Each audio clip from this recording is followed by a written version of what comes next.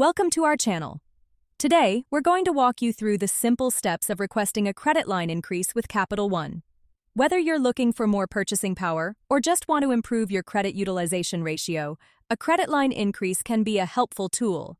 First things first, you'll want to log into your Capital One account.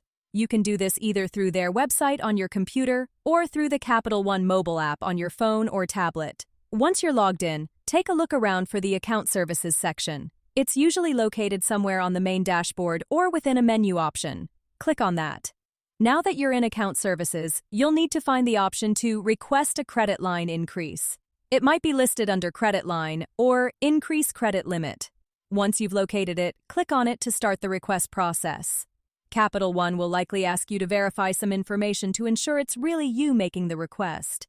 This might include confirming your date of birth, social security number, or other personal details, so have that information handy. Next, you'll be asked to provide some financial information. This is an important step, so be accurate and honest. Capital One wants to know about your income, your employment status, and possibly any other sources of income you might have.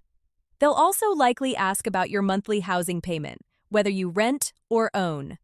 This information helps them assess your ability to handle a higher credit limit. Take your time and fill out all the fields carefully.